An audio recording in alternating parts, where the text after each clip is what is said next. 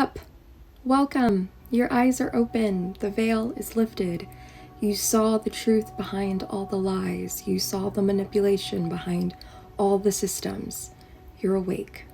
Welcome. Now what? You've probably realized by now, awakening doesn't come with instructions, and exposure isn't just the destination. It's the doorway.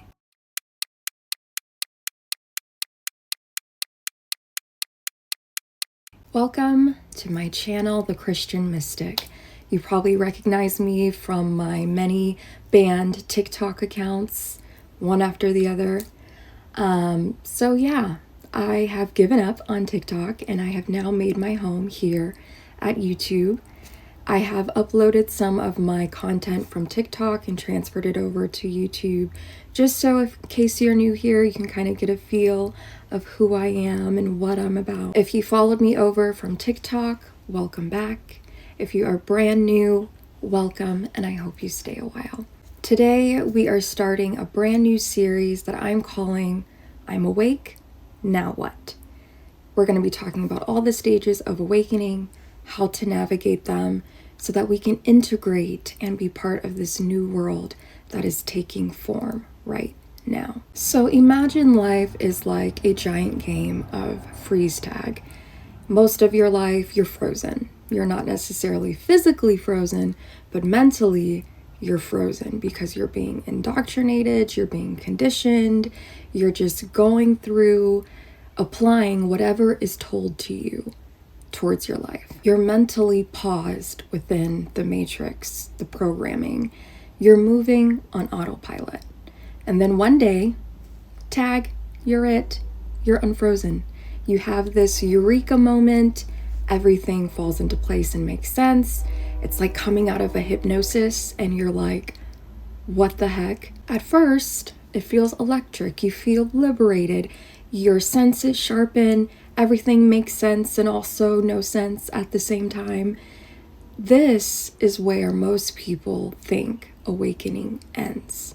This phase is the exposure of the systems, the exposure of all the lies that you've been told your entire life. Most people fail to realize is that this is actually the beginning. This is where life actually begins. When you unfreeze, your first instinct is love. You want to run, you want to unfreeze everyone as fast as possible. You want to shake people, you want to go to them and say, wake up, please, look at this. You're sending them things, you're showing them things. You rush around the field trying to unfreeze everyone as fast as possible. You want them to awaken and realize what you realize, see what you see, friends, family, strangers on the internet. But then you become confused because some people don't move. Some people don't unfreeze. In fact, some people get angry, some laugh at you, some pull away or shush you away. A lot of us have lost very important relationships along the way because people aren't ready to hear what you're saying. You begin to realize that some people are not ready to unfreeze. They still have a lot of thawing out to do. And this is the first heartbreak of awakening. Some people are still completely frozen, some are slowly thawing out, and some chose at a soul level to stay paused and frozen a little longer.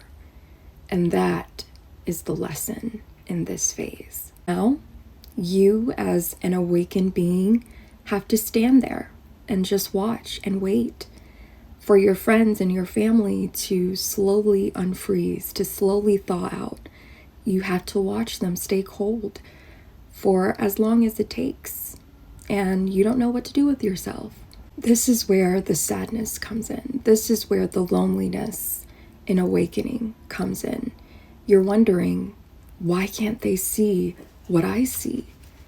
Why are they still hypnotized by this movie? If this is where you are right now in your awakening, let me say this. Nothing has gone wrong. You are not failing. You are not crazy.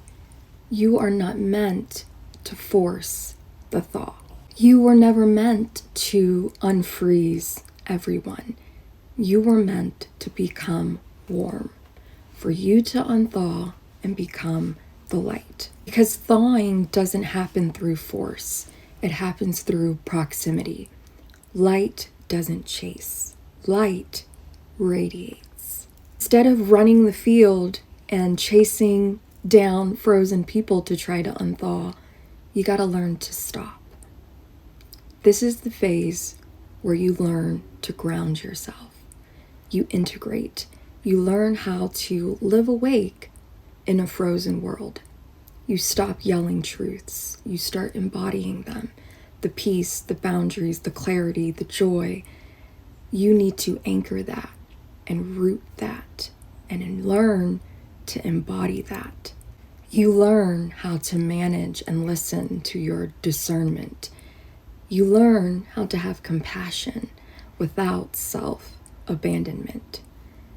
And then you give yourself time to be able to see something incredible happen. Those who are ready start drifting toward you. When people start to unthaw, they begin to search for light. They go where they feel the warmth. And you are that warmth. People slowly start to gravitate towards you. People who you tried to convince before are starting to ask questions. Not because you convinced them, not because you argued better, but because they feel your warmth. And they know that the closer they get to you, the safer they feel. They know that it is safe to thaw when they are near you because you radiate that light, that warmth. Awakening that isn't integrated, that isn't rooted, becomes rage. It becomes paranoia. It becomes burnout. It becomes spiritual superiority. But awakening that's integrated becomes grounded wisdom, quiet confidence, discernment instead of fear, and love without attachment. It's really quick to become bitter and hate the world and not trust anything. But awakening is about learning that you don't abandon the world. You learn how to walk through, lit from the inside. You become a beacon instead of the annoying alarm. You learn to be a pillar of faith instead of trying to convince people of faith. The truth doesn't need defending. Raise your frequency, light your beacon, and let those who are ready to hear your message follow you. They will find you. If you have a message that is meant to be heard, the people who need to hear it will always come in close vicinity. This is one of the hardest lessons that I had to learn, especially at the height of my awakening when I wanted to be that alarm. I wanted to drop little seeds here and there and try to awaken as many people as possible. I would get banned off TikTok multiple times. And this is after I had built a large following. I had accounts banned without warning that had over 10,000 followers. And I would mourn those bans. I would get very upset and sad. Not because I was losing followers, but because I was losing connections that I was making with people who resonated with my messages, people who shared vulnerable things with me in the comments and in my inbox. I felt as though I was failing. I felt the system is just rigged against me. Something I'm doing is not clicking. I thought I was to blame. I was moving so fast that I didn't realize that every time I made a new account, people would follow. People would resonate with my messages no matter what. I'd get the same people back. I'd get new people. And I needed to realize that there was a message in that. When you're on TikTok, you're constantly checking the notifications and you're constantly reading the comments and you're constantly tracking how many people are following you and how many views you're getting. And by doing so, I was basically acting as an alarm. I was acting as a chaser. I ended up getting my latest account banned, and that was like the last straw for me. And it made me realize that, okay, maybe God is putting me in a different path. Maybe he wants me to do something different, because this happens too many times. And it forced me to finally make the leap to YouTube, a stronger foundation where I can just broadcast my messages and be that beacon. If there's one thing I know, after awakening, you become a pro at pattern recognition. And the pattern that I was seeing was that no matter what, people will come. People will listen. Those who resonate and who share my frequency, who are interested in my message, they will always find me, no matter where I am. So let this be a lesson to you. Be the beacon. Share your messages, and know that no matter what wrench you're thrown, the people who are meant to listen, the people who are meant to hear, will always find you. This is what it means to be a pillar of faith, rooted in your truth. Pillars don't move. Pillars don't bounce around. They don't chase. You ever see a lighthouse move from point A to point B? No.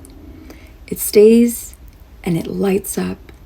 And people who see the light, who feel the light, always come. If you're watching this and you're thinking, I feel like I woke up and now I don't know where I belong, you're exactly where you're supposed to be. You don't need to wake anyone up. You don't need to prove anything. You don't need to rush the process. Just stay warm, stay present, stay true. The ones who are ready will find you. Welcome to being awake. Now we learn how to live. If this resonated for you, this series is for you. Like, subscribe, share. The Christian Mystic is a safe place for everyone who has questions, for everyone who is looking for a community that resonates with where you are in life. This is the space I'm building, and this is the space I want to welcome you in.